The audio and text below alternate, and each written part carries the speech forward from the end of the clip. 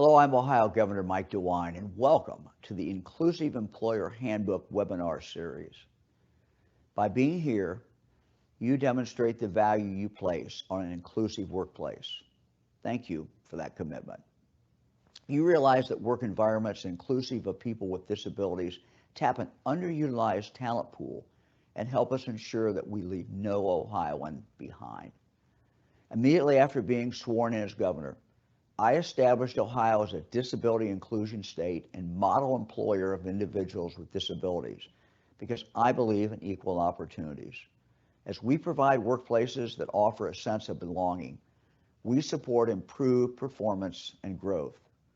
These webinars will help you provide an inclusive workplace, recruit, hire, and support employees with disabilities, better understand workplace accommodations, and make work sites accessible. Best wishes for your efforts to foster an inclusive workplace. And thank you. Thank you for your effort to make Ohio a better, stronger, more inclusive place for everyone. Thank you, Governor DeWine. We appreciate your support of disability inclusion in the workplace and this webinar series. Hello, everyone. My name is Julie Wood, and I am OOD's Worksite Accessibility Specialist. I'm also an occupational therapist and a certified ADA coordinator. Today, I am co-hosting with my colleague Dustin Schwab, and we'd like to welcome you back to the Inclusive Employer Handbook 5-part webinar series. Today is Global Accessibility Awareness Day, which was created to bring awareness to digital accessibility and inclusion of people with disabilities. So to celebrate, we are thrilled to bring you the final session in the handbook, which is titled Accessibility Hour. Dustin, will you please introduce yourself? Yes, thank you, Julie. Hi, everyone. Thank you for joining us. My name is Dustin Schwab, and I am a career development specialist here at OOD. Julie and I have enjoyed sharing with you the topics in the first 4 sessions of the handbook, and we are excited to bring all that great content together today in an overview of ways to foster an inclusive workplace. Before we begin, I'd like to mention that today's training comes with a learner's guide and a helpful fact sheet, which can be accessed now through the link that is posted in the Q&A section here in Microsoft Teams. Just as a reminder, the information that we share in these resources and during today's conversation is for educational purposes only and is not legal advice. But we do hope this information is helpful for you. We've reserved time at the end of today's presentation to answer any questions you have and to address the pre-submitted questions we received before the webinar. So please post your questions in the Q&A section at any time so that they're ready for us when we stop. Also, since today concludes our Inclusive Employer Handbook webinar series, we would like to try something new. We want to hear from you about the efforts you have made to create an inclusive workplace or what goals you have set for your organization. So if you are comfortable to share a brief statement in the Q&A section, we'd like to celebrate by reading a few of these success stories at the end of today's webinar. Yeah, one of the guiding principles at OOD is to celebrate success. So we would love the chance to celebrate yours today. Okay, Julie, I'm looking forward to reviewing the highlights with you from the series. So let's begin by reminding everyone of the 4 sections of the handbook. Sure, Dustin. Today's webinar is a bit unique compared to the others. We will provide a brief overview of each of the previous webinars, which were Inclusive Workplace, Recruiting, Hiring, and Supporting Employees, Workplace Accommodations, and Workplace Accessibility. After each overview, we'll share examples of the ways employers have told us they are implementing some of these strategies. And part of that includes a discussion with a few special guests who are joining us today from one of our employer partners to tell us about their success with fostering an inclusive workplace.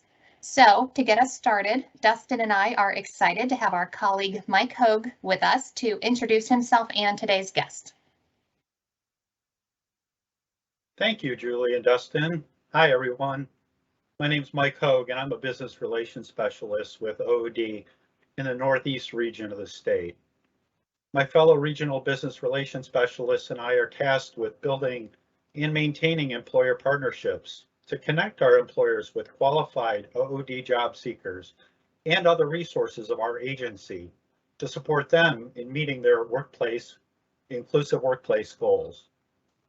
I'm really excited to be with you all today and introduce you to our special guests. So joining us today is our employer partner, the Cleveland Clinic, who won the Governor's Inclusive Employer Award in 2021.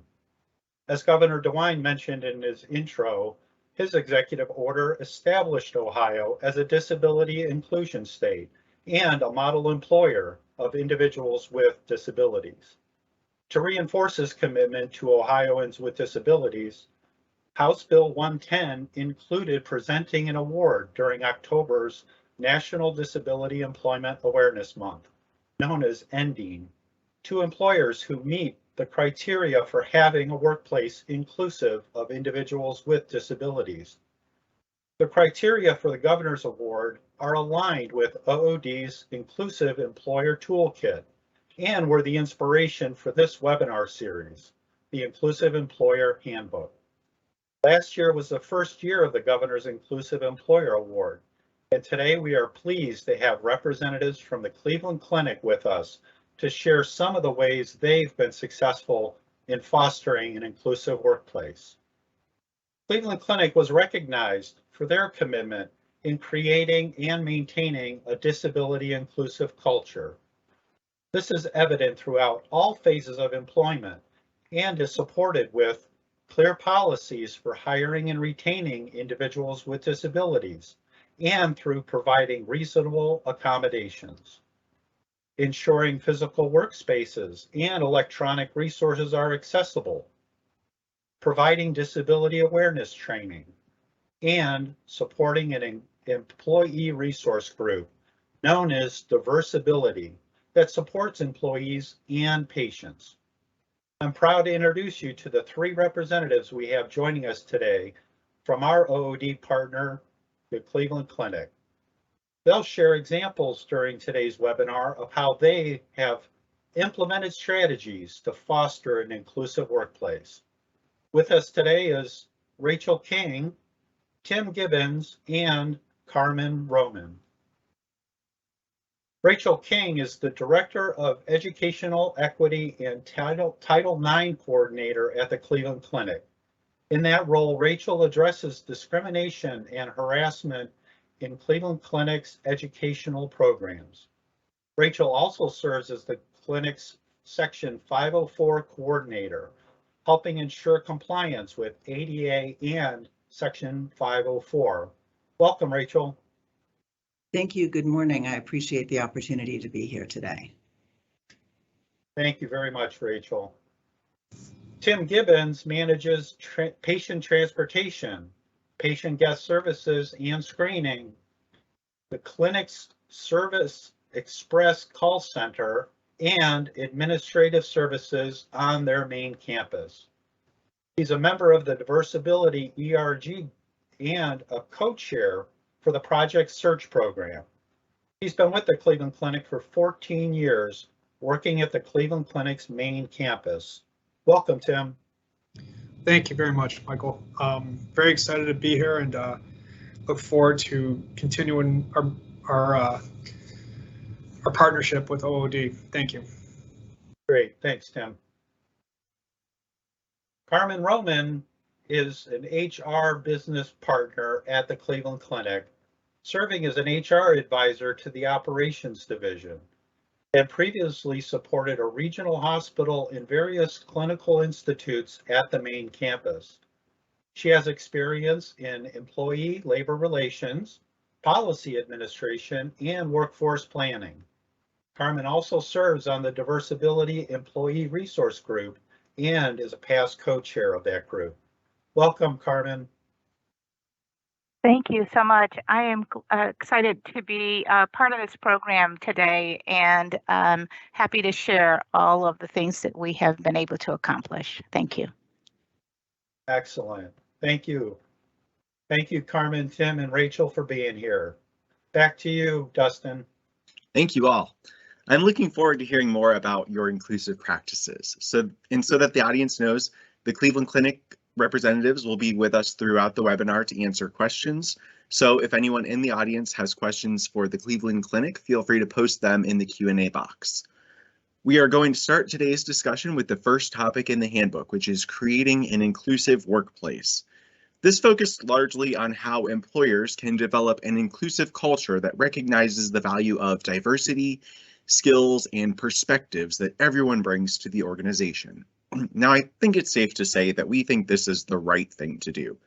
But besides that, we know there are tangible benefits employers experience when they employ individuals with disabilities. That's right, Dustin. Studies show that employers may benefit from things like increased morale and productivity for all employees, decreased turnover, and greater profit margins. My favorite benefits are the innovative thinking and problem-solving skills you invite to the workplace when you employ individuals with disabilities. People who experience barriers in their daily lives often learn to overcome obstacles by thinking creatively to make things accessible in another way. That kind of thinking can certainly lead to problem solving and creating new ideas in the workplace. That's a great point, Julie. Now, employers who embrace these benefits and recognize the value of diversity often take steps to foster an inclusive workplace. One of my favorite strategies is when employers communicate the benefits that we discussed by sharing the business case for employing individuals with disabilities internally and with other organizations. When an employer shares the business case internally, it further supports fostering an inclusive culture. And when employers share this with other organizations, it can encourage them to consider inclusive practices as well. Julie, in what other ways can employers promote an inclusive workplace culture? Dustin, we included ways for employers to formalize their commitment to being a disability inclusive workplace, which included things like communicating this statement in a statement from top management, recognizing that disability is a part of diversity, posting equal employment opportunity and reasonable accommodation statements in key areas, including images of individuals with disabilities in marketing materials, and including topics about disability in newsletters. We also discussed how engaging with external organizations can help employers to gain valuable insights on disability inclusion in the workplace. Some ways employers can do this is through benchmarking their efforts against their peers to identify best practices to implement in their workplaces, or through participating in community events and activities that are focused on disability, which can help to inform internal efforts to support fostering an inclusive culture. We then shared ways that employers could tap into their internal resources by assigning their disability inclusion efforts to a dedicated role or team, creating an employee resource group focused on disability, and forming a diversity committee that includes disability in its policies, activities, and educational information. And we concluded by sharing how providing disability etiquette and awareness education can help all employees feel more confident and comfortable when communicating and interacting with colleagues with disabilities. One way our employer partners have included this type of education for their employees, supervisors, and hiring professionals is through coordinating interactive trainings on site and virtually with their OOD business relations specialist. Thank you, Julie. Okay, now let's hear from the Cleveland Clinic about some of the things that they have incorporated to make their workplace more inclusive. We understand that you all have a diversity, equity, and inclusion policy that you have reasonable accommodation statements posted in prominent locations. Rachel and Carmen, can you explain how you incorporate these in your workplace and any training that you do on them? Sure, and even before we get to the policies, Cleveland Clinic has 6 core values, and one of its core values is inclusion. So in terms of the message coming from the top, our leaders refer frequently to our core values, and so that is something that we do and that infuses our policies. So we also have a specific EEO workforce diversity policy, as well as specific policies related to disability accommodations. So all of those policies are available to all employees in kind of a policy database. But more importantly, there's a section of our intranet that it's an HR section that has an area called My Life at Work. And that includes information for employees about their pay and their benefits and so on. And in there, we also include information about how to get reasonable accommodations if anybody needs them. Then we have equal employment statements on our website in general and specifically on our career job site that people go to apply, that they apply for jobs through. That is both a, a statement of are inclusivity and openness, but also there are instructions if you need to have a reasonable accommodation in the application process. There are instructions as to how to access that. And with respect to training, every new caregiver is required to complete online modules on topics including but not limited to discrimination, harassment, diversity and inclusion, which contains components regarding ADA and reasonable accommodations. Caregivers receive an electronic copy of the Cleveland Clinic Employee Handbook, which references our obligation to provide reasonable accommodations to qualified individuals with disabilities with various resources for support. Caregivers are also required to complete training modules on an annual basis. So Human Resources provides information that's also interactive through HR fundamentals. We do a deep dive courses that are very specific to FMLA and ADA as well. The Cleveland Clinic Section 504 coordinator, Rachel, and representatives of HR, leave administration, and the law department are regularly engaged in various types of activities through departments to provide live training sessions to supervisors as well about ADA and the interactive process. Awesome. Thank you, Carmen and Rachel.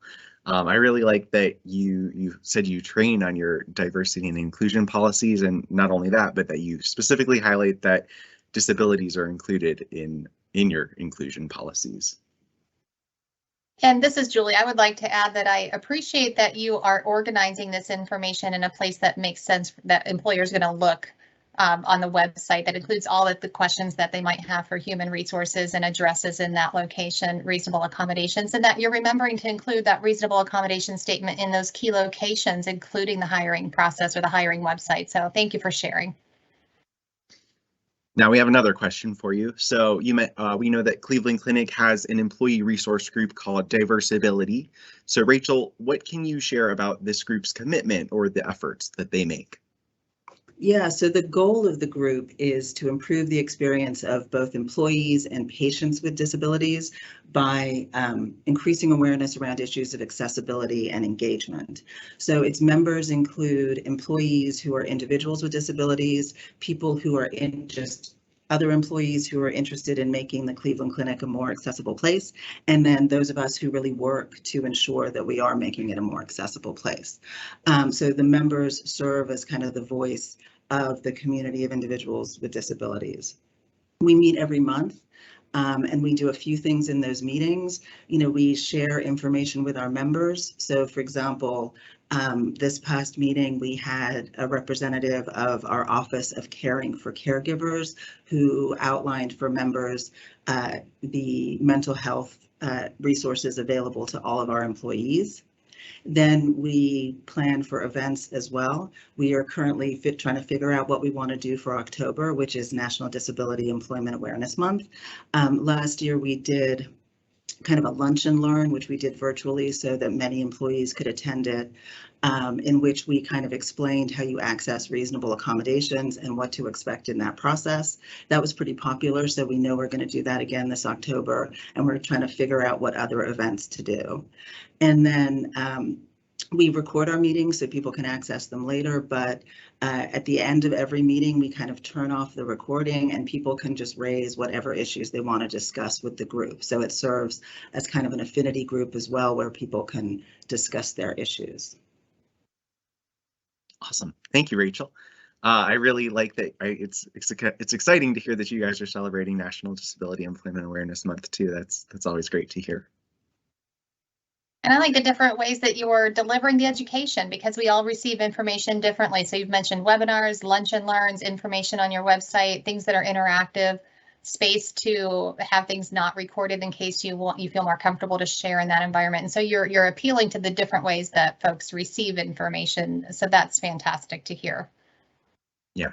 I think it's helpful too for employees to be able to like share in a space with people who are similar to them and express their opinions in a somewhat confidential manner.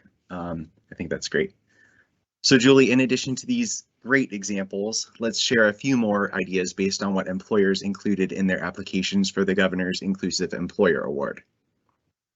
Sure, Dustin. One employer shared they established a vision to create a culture where individuals with disabilities are embraced as valuable members of the organization.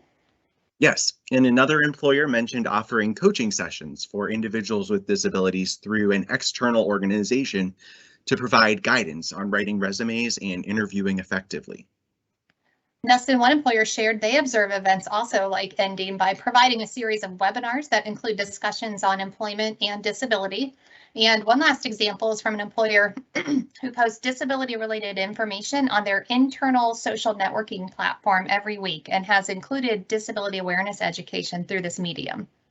Yeah, those are definitely some great examples from employers, which leads us to our second section, which is recruiting, hiring, and supporting employees. So several employers who applied for the Governor's Inclusive Employer Award indicated that they identify a numeric goal for hiring individuals with disabilities across all their jobs and then track their progress in that hiring goal. Julie, what other strategies did we share with employers in this webinar? Dustin, we shared best practices for establishing an inclusive recruitment process because employers who are intentional about doing this are more likely to attract more qualified candidates, including candidates with disabilities, for their open positions. One key strategy is to recruit from sources that include candidates with disabilities, like partnering with us here at OOD. We also discussed how employers can support applicants and employees with disabilities by posting a reasonable accommodation statement in key locations like job descriptions, online applications, employee handbooks, on company intranets, and in invitations to things like interviews, onboarding, and training. And if you've participated in the entire series, you know the importance of utilizing a reasonable accommodation statement because it's been mentioned in each webinar. Another way employers can recruit, hire, and support employees is by utilizing inclusive essential function statements, which are used in many ways in the workplace. Applicants rely on these to determine whether they're qualified for a job. Hiring professionals use essential functions to create interview questions to help them determine if a candidate is qualified for the job. And HR staff use these to help identify a reasonable accommodation during the interactive process. So we shared the importance of having a process to create these and how to write them inclusively. We do have a webinar in our on-demand library devoted to essential functions for employers who want additional information. And lastly, we discussed the importance of establishing a hiring process that is accessible from start to finish, including the job postings, applications, interviews, and onboarding. This is another place employers can provide disability awareness training to support their hiring professionals. Thank you, Julie. Okay, now let's hear from the Cleveland Clinic about the ways that they recruit, hire, and support employees. So you told us that your hiring website is accessible, so we'd love to hear more about this. Carmen, can you describe the accessibility features of your website? Sure. Our information, it clearly states that our site is fully accessible.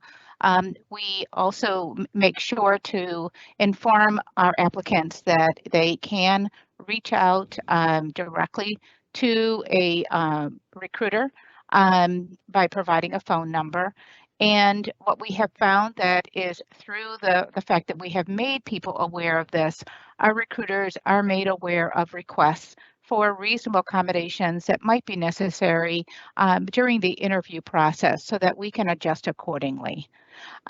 We also, as applicants come through, there are various accommodations that our leaders that are involved in, and this includes just some best practices with our program that we're involved in called Project Search that you may be familiar with.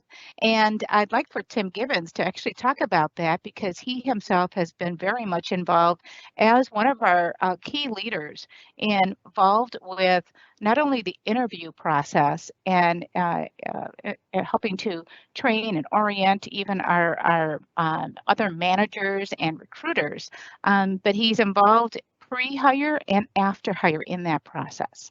Tim? Yeah, thank you, Carmen. So the Cleveland Clinic has Project Search on site. I've been working with Project Search for over the last 7 school years. So I've really had a good chance of understanding the process and working with all those great job coaches and teachers and educators that come on site to help these students really gain a lot of knowledge. And so the Project Search internship is 3 10-week internships that these students will get a chance to observe and kind of understand the function of the hospital, look at different jobs, and they might be in food service, might be in patient transport or customer service, clinical engineering, cleaning IV pumps. They've worked with parking services, so they've really gotten a chance to really see and view, maybe in some clerical work. They've really gotten a chance to see and get a chance to understand the flow of the hospital. It's a very large campus, a 176-acre campus, so it's overwhelming. But we try to shrink things down for these interns, and it's been a great opportunity for us to help understand them prior to them maybe getting a job. And we've had a lot of success with hiring these interns into roles that we've seen a lot of career growth within these caregivers. So we just most recent we've hired 3, and we've had 1 caregiver from Project Search that's been here for over 4 years, and 1 that's been over here for over 3 years, doing a phenomenal work, and really starting the process when we have them come and work full time. We kind of simplify the job and have them start with just moving equipment around, and then kind of slowly but surely getting more and more things on that caregiver's plate, and really include the job coaches, because those new caregivers that have disabilities have different opportunities to have job coaches come on site. We've really asked them, a lot of times it's hey, you got to do it this way. And so we've been able to work with these new caregivers and say, hey, how do you learn? How would you like to understand this new process? And so we've listened to them, and that's part of I think the meat in the middle with the new person is you got to know them, and we got to understand them. Everyone's different, so we've really had a great chance of a lot of success in onboarding and providing opportunities with reasonable accommodations for these new caregivers. They're doing a phenomenal job, and so we're super excited about working with Project Search always, but really promoting other ones like CVEC in other areas where an intern or a new student or a new potential candidate could come through from one of these other sites in the local Cleveland area in Northeastern Ohio. So we've really embraced that piece. And, to complement that as well, with the accessible hiring website that we have, we've also made sure to have a policy in place that will guide and make sure that people are aware of the fact as they're coming through, especially with our recruiting team and managers, that we do have a disability accommodation and employment policy that it helps to provide that guidance that they need as well. Yeah, thank you, Carmen. And to give you a most recent, we've hired 3 new candidates that came in, and all 3 of them vocalized to us during the interview process that they were autistic. And so we had 1 caregiver. The 2 have done a phenomenal job. One of the caregivers we spent a lot of time with, really trying to accommodate. With transport, you have some gray areas. You might get to a patient and they're rerouting to a hotel that's on campus, or they might have baggage. They might have different things going on that you have to be able to adjust. And this person specifically was not able to adjust a lot of times. So we kept working, kept looking at different opportunities as far as how can we put them in a role that's maybe doesn't have those gray areas. It's very black and white. And we're at a kind of a end of the road kind of point with this caregiver, and we said, hey, listen, is there another opportunity here for this person on campus? So we reached out to our supply chain team, and this person who is new to our organization, we had them interview and talk to the person over on the dock and loading supplies. And so it was actually a pay hire. So it was this individual, this candidate went over and interviewed, got the job, and he's been doing phenomenal work down on the dock, getting all the shipment and getting things organized. He's very, very process oriented, and he's strong, so he can really knock out a lot of different things and really support the hospital in a different capacity.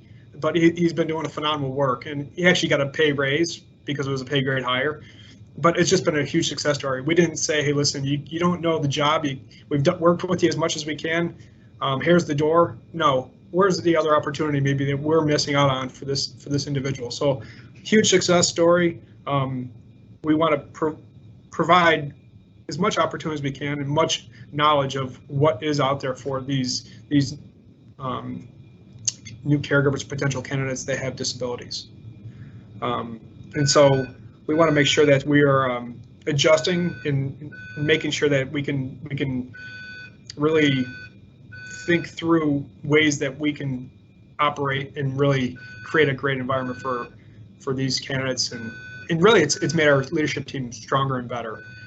We find out that we have some individuals on our team that have children of their own with autism or have disabilities, and we've actually had them come and help train. So it's been a really great partnership and a great team building exercise for all of us to kind of really create the best environment for our new caregivers with disabilities. Great, thank you, Tim and Carmen. I've worked with several project search programs over my years, and it is a great opportunity for people with maybe still in high school or without a whole lot of work experience to get some work experience and get started at an organization. And I like that you mentioned leveraging employees' skills in working with the things that they know about their family members and helping to communicate those strengths into other areas of the workplace. And I would add, Carmen, to go back to the accessible hiring website. It's great that it's accessible and that you post that. And we know that even when we are accessible, there still can be barriers. So it's great that you've got the reasonable accommodation statement right there as well, so that if somebody does encounter a barrier, they know how to let you know and make a request for an accommodation. So that's fantastic. Cool. So speaking of the reasonable accommodation statement, Cleveland Clinic, you mentioned that you share job duties during the hiring and onboarding processes and provide the opportunity to request reasonable accommodations. Can you tell us a little bit more about that, Carmen? Sure, absolutely. So information about job duties for the position is shared with candidates, and they have, like as I mentioned, or as Tim mentioned as well, that they can request accommodations, and we've addressed them through the interactive process. It would be no different than our caregivers. We want to hear what is the best way that they can be successful in the interview process. And so when an accommodation is requested, the HR business partners or HR generalists, we partner with the recruiters to make sure that the accommodations are appropriate, and that can be anywhere from interviewing more on a one-to-one. In some cases, you also have a lot of interviewing today that's done virtually, right? And so it's making sure that walk them through the process where they feel most comfortable. And so I think Tim talked a little bit about the fact that, when candidates are coming through the process, we are making sure, even if they've gone through our internship program through Project Search, we're still trying to find ways to best bring them to the next level. So here they have the taste of the various opportunities in the organization. But when someone says at that point, I'm not sure I understand the questions, and they need to have it explained in a certain way, or there's a need for them to be able to only focus on certain tasks, we make sure that it's still performing the essential functions of their job. And so Tim, as an administrator, has done a great job with making sure that that is, and that's what we do with our training, that we provide to our caregivers. I think Rachel can also talk a little bit more about the accommodations during the application process. I think you covered it well, though. Great. Thank you, Carmen, and thank you, Rachel, too. I like that you talked about, shoot, I forgot what I was going to say.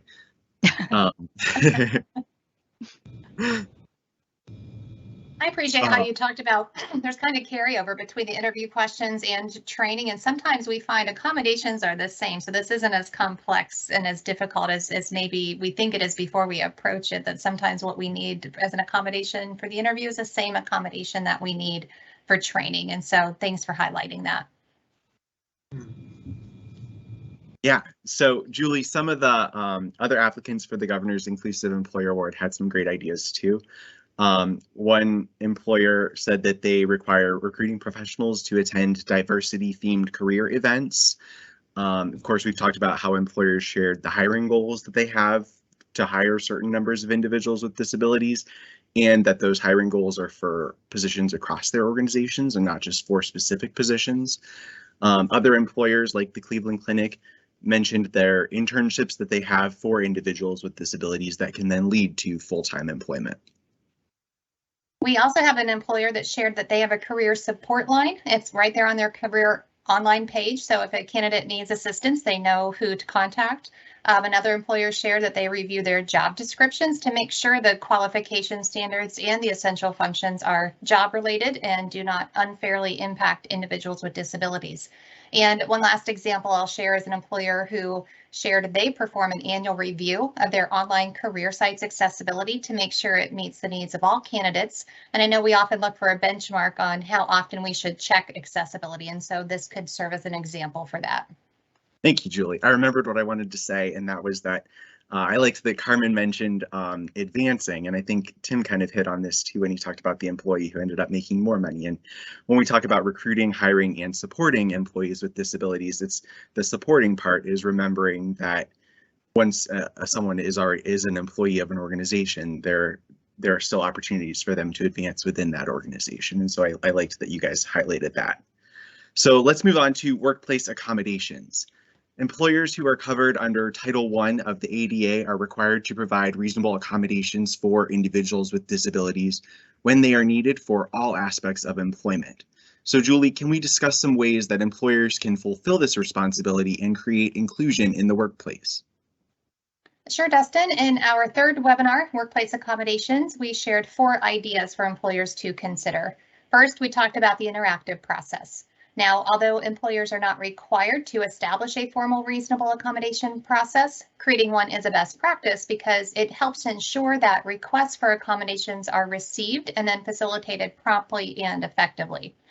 We also shared that although the majority of reasonable accommodations don't cost anything, or when they do, the cost is on average $500, it can be a good strategy to create a budget or a centralized accommodation fund so you are prepared to purchase those accommodations that do come with a cost.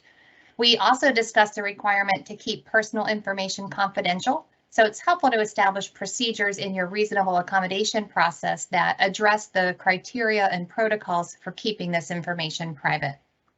And the final best practice we shared was the importance of training all employees on the right to reasonable accommodation and the process the employer has in place. Some great ways to do this are to incorporate training into onboarding for new employees and to repeat training annually for all employees. It can also be helpful to train supervisors on their responsibilities for recognizing a request, directing employees to human resources or HR, and for assisting HR with identifying and implementing effective reasonable accommodation solutions.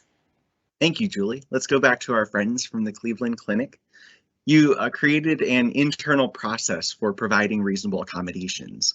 Carmen and Rachel, can you tell us about this process, maybe sharing some information on how the responsibility for the process is assigned and how recommendations are tracked, and maybe how you ensure confidentiality?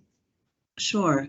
And one thing I did when I became the Section 504 coordinator almost 3 years ago is I pulled together a team across the clinic that included, people from HR like Carmen, people from nursing and the physician's office. And we looked at, how do we do our reasonable accommodations and what is the best practice for us all to use? And we developed a procedure that literally spells out which office is going to do which piece. And we're very lucky at the clinic because we do have a lot of resources as being such a large employer. And so the process is an employee asks for an accommodation. HR will provide them the standard forms that we use to give to their healthcare provider. The provider doesn't send it back to HR, they send it back to a separate office. It's actually called the Absence Management Office because it does our leave as well, but it deals with accommodation requests. So that office gets the medical information, which they hold confidentially and separately, and then they tell the HR representative and the manager, this person has a disability, here are the functional limitations, and here are the reasonable accommodations that they've requested. And so then the HR person and the manager talk to the employee about, they engage in a dialogue about what they've requested. Sometimes it's easy to figure it out, sometimes it takes a little bit longer, and then that is documented either by the HR representative or the manager, and gets sent to as a memo sent to the employee. Then we have a tracking system that is separate from people's personnel files that only really HR and people in that kind of world have access to. And so when an HR representative has worked on a reasonable accommodation request, they go into that system, they enter the information about the employee and the accommodation that was given. And one of the things that system helps us do, and that the documentation is clear about, is it includes information about when the accommodation is going to be reviewed. So sometimes, if it's a permanent disability and that's sort of a standard kind of or a clearly necessary accommodation, then that's probably an annual process. Once a year, you just make sure that everything's going along. But sometimes, you're not quite sure in the interactive dialogue what exactly the right accommodation is. So you may say, well, let's try this. But 3 months from now, let's just revisit and make sure it's working. Or maybe the caregiver has a condition that might be progressive. And so we know that in 3 months or 6 months or whatever it is, we want to have another conversation. So we try to put that also into the documentation. And then one thing we developed when we got together to look at our process is we added an appeal process. So if an employee is denied an accommodation, or they feel like the accommodation they were given really wasn't effective, but there is an effective one out there, they can appeal it to a committee that we have trained to review these kinds of situations. And we haven't used it very often. We have used it, it does work. But I think one of the reasons we haven't used it very often is because we really do try to consider, ensuring that people have the accommodations that they need. So we have a lot of expertise, HR representatives like Carmen who know a great deal about this. We've got expertise in our law department. I can be a resource sometimes. And I would say that we huddle maybe twice a month about the reasonable accommodations for a particular employee, because it's kind of a sticky situation and you want to make sure that you've really considered everything you can.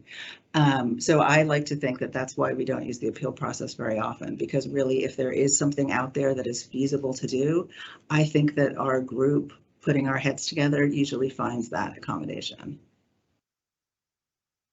Great. Thank you, Rachel. There are so many things that sound great about that. One thing that I think is pretty great is that you specifically assign who is responsible for each part of the process. I think that helps to make sure that nobody falls through the cracks, or no steps are missed, and everybody is treated in the way that will best accommodate them. And I agree with you, Dustin. There's a lot of things I'd like to comment on, but for the sake of time, I'd just like to say that I think it's great that you're documenting all of this in a procedure, because even once your entire team knows everything that is their responsibility, you'll have turnover, right? We all at times move on to a different job, and having that documented helps the new person that comes into that role to get up to speed quickly. I also like that you're remembering that once we implement an accommodation, we need to revisit that, because like you said, there are times something could change with the person's disability, something could change in the work environment. The past 2 years has shown all of us that a lot of things can change, and that can impact an accommodation. So for an employer to be proactive, to know that and to implement that step into your process, I think is phenomenal. So thank you for sharing that. And one more question that we have about accommodations. Can you tell us about the training that you offer to employees on the reasonable accommodation process?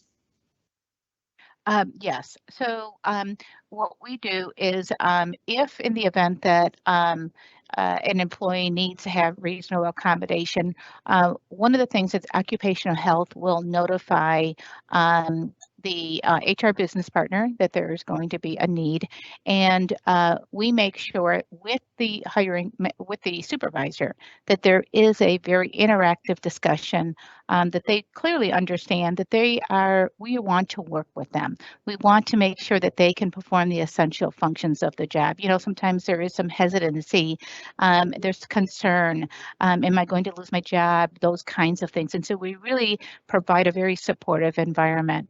There are other things that are made available through our environmental health and safety office. It provides a virtual site, and it provides the primary source of information for caregivers to receive ergonomic help, and for things such as and training, and for it provides them with information such as how to be able to secure a one of the stand-up desks, or maybe how to secure a magnified computer screen.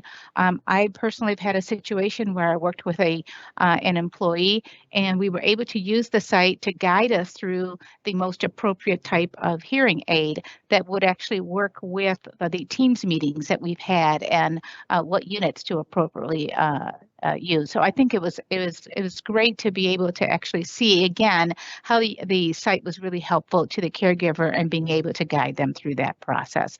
The interactive piece is the most educational component of all of this. It's having that discussion and making sure that we clearly understand where the reasonable accommodation comes from. Great. Thank you, Carmen. I like going back to kind of the beginning of what you were saying. I like that you focused on sharing with the employee that you want to help them and that you want to make sure that you provide the accommodation that will help them perform the essential functions. I think going back to our inclusive culture section, that's kind of how an inclusive culture comes about. And I think to tie it in with what Tim was saying earlier too, when employees feel like you want to help them and create that inclusive culture, they're more likely to feel comfortable disclosing their disabilities at different stages in that hiring process.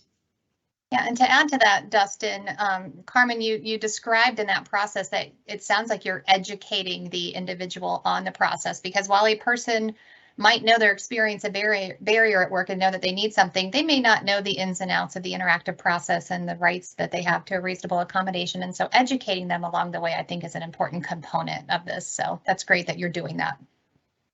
Yeah. And Julie, we also have a few other ideas from employers who applied for the Governor's Inclusive Employer Award, one of which shared that they partner with a sign language interpreter so that when they receive a request for such an accommodation, they can facilitate it quickly and with ease. Yes, and another employer shared they put together a plan for purchasing technological programs and services so that these are compatible with assistive technology that's used in the workplace. Another employer shared that they make sure that the conversations that occur with supervisors during the interactive process do not include the confidential information about the disability, but instead is focused on the job and how the accommodation will enable work performance. And regarding training, one employer shared that they provide online interactive training for supervisors called Disability Fundamentals that addresses disability awareness and etiquette, disclosure, reasonable accommodations, and also how to make meetings and events accessible. Okay, let's start with our final topic, workplace accessibility. So this topic was the focus of our fourth webinar in the handbook. Julie, what strategies can employers adopt to make their workplaces more accessible? Dustin, we provided resources for the guidelines for the physical built environment and the digital virtual environments. The guidelines for the built environment are the 2010 standards for accessible design, and these come from the Department of Justice. And the main guidelines for the digital environment are the Web Content Accessibility Guidelines that are known as WCAG. We also talked about best practices for making sure all the ways we communicate in the workplace are accessible. We shared ways for employers to assess the accessibility of these environments based on these guidelines. We highlighted the best practice and importance of remaining current by periodically reviewing the guidance, signing up for accessibility related newsletters, and attending webinars on accessibility topics. We emphasize the importance of continuing to utilize a reasonable accommodation statement because even as we are all working to make the workplace accessible, barriers remain, and you want individuals with disabilities to know they can request a reasonable accommodation if they need one. Dustin, we talked about your favorite accessibility tip, which is to provide some accommodations for all employees when they're requested. This allows some accommodations to be provided quickly and without having to disclose a disability or engage in the interactive process. And some examples of this could include ergonomic keyboards and mice, flexible schedules, and noise canceling earbuds. And we also talked about the importance of providing training on accessibility because accessibility touches everything we all do in the workplace. So it's helpful to train employees on why accessibility matters and how they can contribute to making the workplace accessible when they plan events, create communications, and begin projects. The last strategy we addressed is to consider a budget or centralized fund for accessibility, similar to what we recommend for workplace accommodations. And we talked about making sure the procurement process addresses accessibility from the start. So when new technology is purchased, the accessibility components of that technology are prioritized. Thank you for those highlights, Julie. Let's go back to our friends from the Cleveland Clinic. Carmen, you started to mention some of the ergonomic instructions that you provide for employees on your website to set up their workstations and to perform their work. Do you want to go into a little bit more detail about that? Sure, absolutely.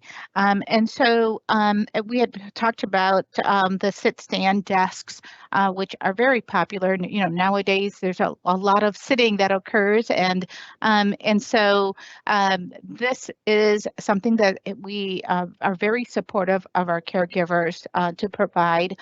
We've had circumstances, as I mentioned, about someone who was having some difficulty with hearing.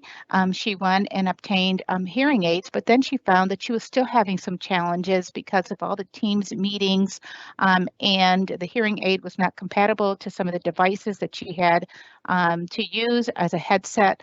So we worked with referring to the site, which gave us very specific instructions on the various types of tools that were available to them that they can contact. So she was able to then contact and work directly with her provider, who then was able to give us some additional information. We have a variety of things that we have done. I have worked with so many different types of accommodations, and it can be from changing the size of the screen to the handset to where you are going to be typing on the computer. It has been with utilizing, you need music therapy, and a nurse who was in the middle of a station in the operating room area, and there was some concern about, will she be able to be interactive still and be able to do her work? And we were able to provide the accommodation with the appropriate headset that allowed her to do her work. These are just some examples of the variety of things that we've been able to do. Great, awesome, thank you so much. So, Carmen, we also know that you make efforts to ensure your facility and electronic resources are accessible. So can you talk about how you go about this? Yeah, absolutely. We also want to make sure that if someone has any issues with electronics, we have that continued ongoing conversation about what is it that you're looking for specifically that will help with those. And that might be having a larger screen. It might be changing the color or font or the look. We work directly with our IT department to help us identify those specific sources that will help for that accessibility. We have also allowed for our caregivers in situations to be able to work from home and providing them with resources that they need at their home location as well. Wonderful. Thank you. Thank you so much for sharing those great accessibility recommendations. Julie, some other employers who applied for the Governor's Inclusive Employer Award offered some insights into their accessibility practices as well. So one employer shared that they make sure their emergency systems include both an audio and visual alert. Another employer indicated that they encourage all employees to make sure the documents they create are accessible by using Microsoft 365's built-in accessibility checker. And another employer ensures important announcements are conveyed in multiple formats like written handouts, in-person meetings, and through informational interviews, or videos, I'm sorry. Dustin, another employer shared they remain current with accessibility guidelines by working with an external provider to make sure the website meets the latest accessibility guidelines. One employer indicated they provide IRA, which is a visual interpreting service that provides live access to visual information through trained agents. We also have an employer who publishes a monthly newsletter for managers that highlights accessibility tips for the workplace, and another employer that makes sure that when they purchase new software and computer programs, they are accessible for individuals who are blind or have low vision. Julie, this has been a lot of fun to recap our Inclusive Employer Handbook webinar series through sharing examples from Ohio employers and to hear from our first winner of the Governor's Inclusive Employer Award, the Cleveland Clinic. So we do have one last question for the Cleveland Clinic that we had that was submitted ahead of time. We know that you've talked about your employee resource group, or ERG, that's focused on disability. So for employers who would like to create a similar group, can you provide advice for how to get started?